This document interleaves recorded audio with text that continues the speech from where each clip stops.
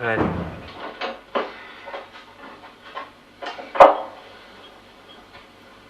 Can I tell you something? Sure. Anything you like. It's kind of long. I got plenty of time.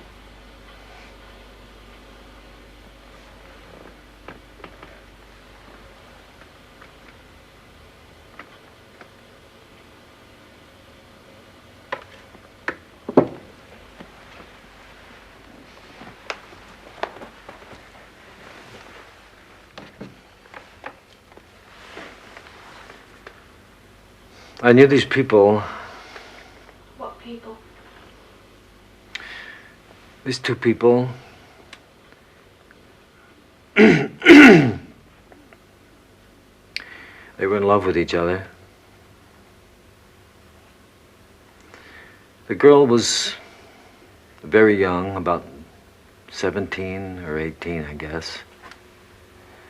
And the guy was quite a bit older. And he was kind of raggedy and wild. And she was very beautiful, you know? Yeah. And together they turned everything into a kind of an adventure. And she liked that. Just an ordinary trip down to the grocery store was full of adventure. And they were always laughing at stupid things. He liked to make her laugh. And they didn't much care for anything else because all they wanted to do was be with each other. They were always together. Sounds like they were very happy. Yes, they were. They were real happy. And he loved her more than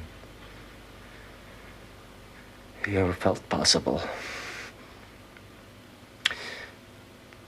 He couldn't stand being away from her during the day when he went to work.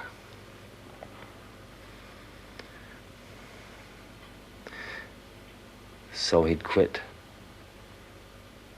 just to be home with her. And then he'd get another job when the money ran out.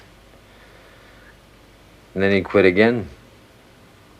But pretty soon she started to worry. About what? Money, I guess. Not having enough. Not knowing when the next check was coming in. Yeah, I know that feeling. So he started to get kind of torn inside. How do you mean? Well, he knew he had to work to support her, but he couldn't stand being away from her either. I see. And the more he was away from her, the crazier he got. Except now, he got really crazy. He started imagining all kinds of things. Like what? He started thinking that she was seeing other men on the sly. He'd come home from work and accuse her of spending the day with somebody else. He'd yell at her and break things in the trailer. The trailer.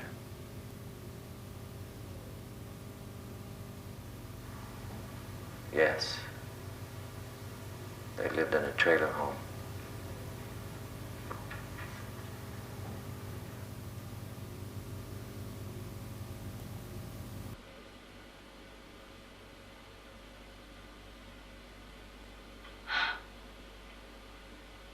Excuse me, sir, but were you to visit me the other day?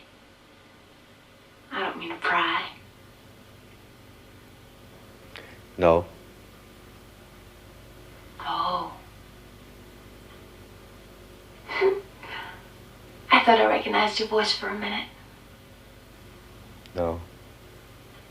Wasn't me. Mm-hmm. Please go on. Anyway, he started to drink real bad. And he'd stay out late to test her. What do you mean, tester? To see if she'd get jealous. Mm. He wanted her to get jealous, but she didn't. She just worried about him. But that got him even madder. Why? Because he thought if she never got jealous of him, that she didn't really care about him. Jealousy was a sign of her love for him. And then one night, she told him that she was pregnant. She was about 3 or 4 months pregnant, and he didn't even know. And then suddenly everything changed. He stopped drinking and got a steady job. He was convinced that she loved him now because she was carrying his child. And he was going to dedicate himself to making a home for her. But a funny thing started to happen. What? He didn't even notice it at first. She started to change. From the day the baby was born, she began to get irritated with everything around her. She got mad at everything. Even the baby seemed to be an injustice to her. He kept trying to make everything all right for her.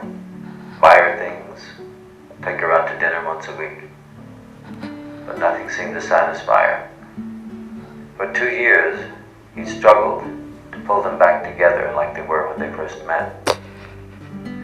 But finally, he knew that it was never going to work out. So he hit the bottle again, but this time it got mean.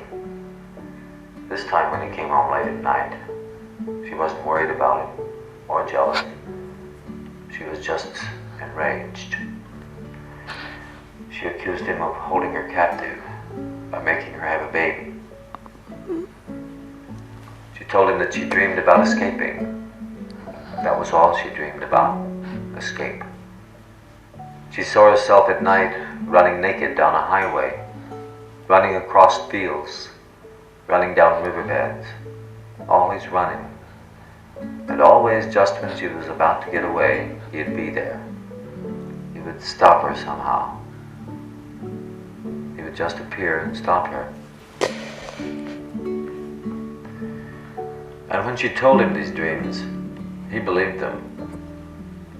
He knew she had to be stopped or she'd leave him forever. So he tied a cowbell to her ankle so he could hear at night if she tried to get out of bed. But she learned how to muffle the bell by stuffing a sock into it and inching her way out of the bed and into the night. He caught her one night when the sock fell out and he heard her trying to run to the highway. He caught her and dragged her back to the trailer and tied her to the stove with his belt. He just left her there and went back to bed and lay there listening to her scream. Then he listened to his son scream. And he was surprised at himself because he didn't feel anything anymore. All he wanted to do was sleep. And for the first time, he wished he were far away. Lost in a deep, vast country where nobody knew him. Somewhere without language or streets. And he dreamed about this place without knowing its name. And when he woke up, he was on fire. There were blue flames burning the sheets of his bed. He ran through the flames toward the only 2 people he loved. But they were gone. His arms were burning, and he threw himself outside and rolled on the wet ground. Then he ran. He never looked back at the fire. He just ran.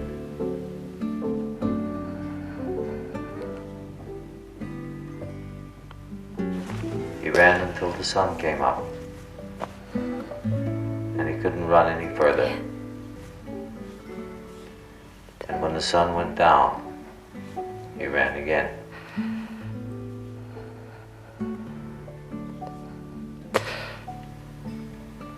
For 5 days he ran like this, until every sign of man had disappeared.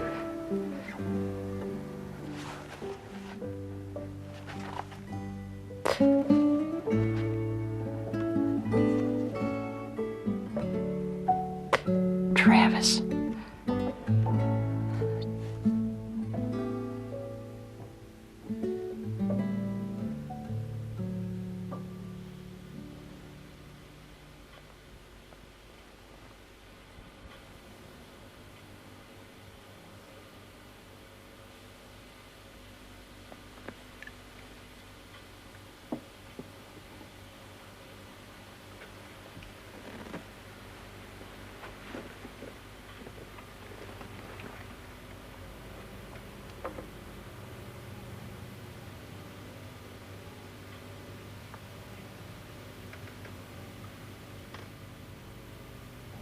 If you turn the light off in there, will you be able to see me?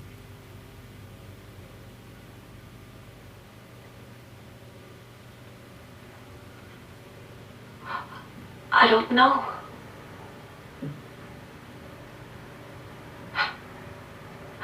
I never tried.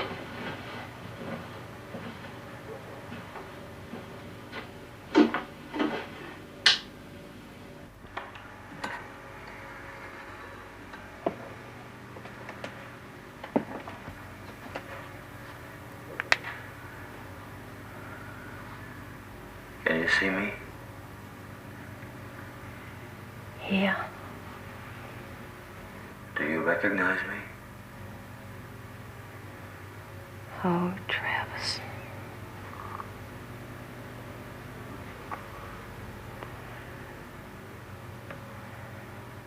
I brought Hunter with me.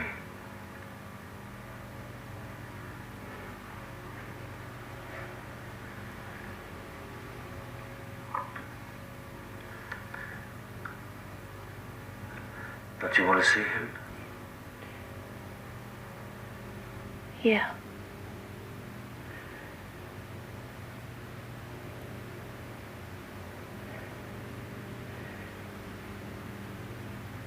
I wanted to see him so bad that I didn't even dare imagine him anymore.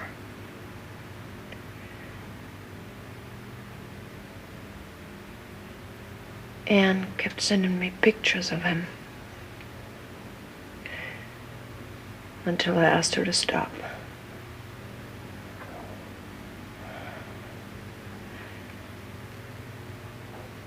I couldn't stand the pain of seeing him grow up and missing it.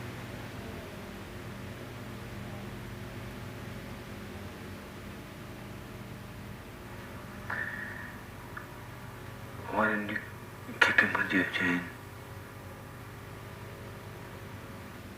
I couldn't, Travis.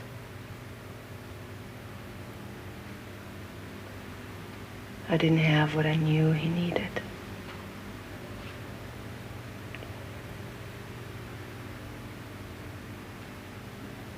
I didn't want to use him to fill all my emptiness.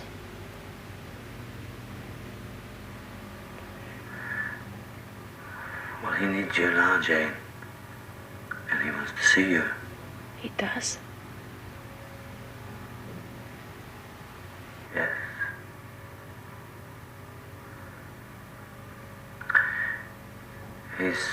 He's waiting for you.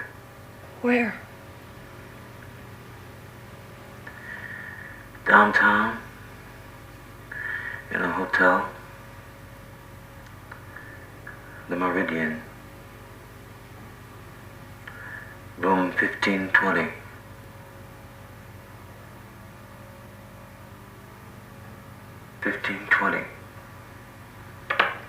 You're not going, are you?